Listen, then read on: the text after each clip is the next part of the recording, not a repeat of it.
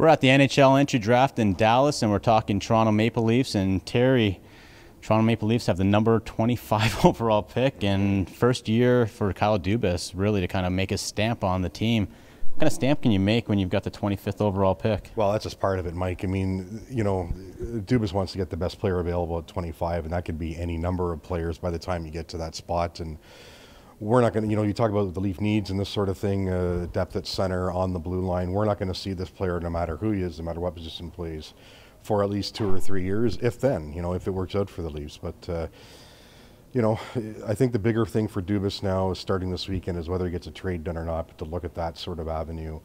Free agency, of course, starting, not too far from now either. But really, the player they're going to get at 25 is going to be for the future. And again, he's going to say he's taking the best player. He said to us he's taking the best player available. I talked to a scout yesterday who said that, whoever is the most skilled guy at that spot, when Dubas gets to it, that's the guy he will take. We'll have to see, but certainly it's going to be someone for Leafs Nation to start thinking about tomorrow night.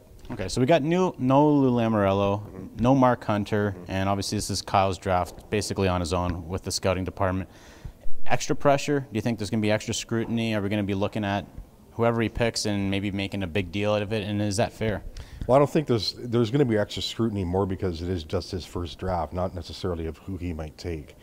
I mean, we have to keep in mind with the Maple Leafs now, he's inherited a hell of a hockey team. There's no doubt about that. You've got your goaltender in place.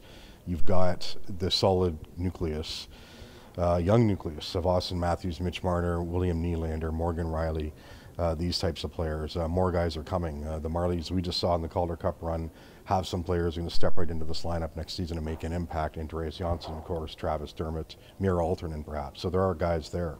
But as far as this weekend goes, it's more of a stockpiling thing for him. And I don't necessarily think that, there is pressure, like I say, because it's his first one, but not to get it right now. We're not going to know anyway. Yeah. But really, I think the bigger moves for Dubas are going to come in the weeks ahead, not necessarily this weekend. Yeah, we'll see. Like you said, it's not like you can hit a home run at the 25 spot or even kind of strike out, really. Well, you don't know. You could, but we might not know until 2021 or 22. So you don't really have any idea right now. Okay, well, we'll see what happens. Obviously, all eyes are going to be on Kyle Dubas as the Leafs make their first pick with him steering the ship. For Post Media News, Terry Koshan, I'm Michael Tracos.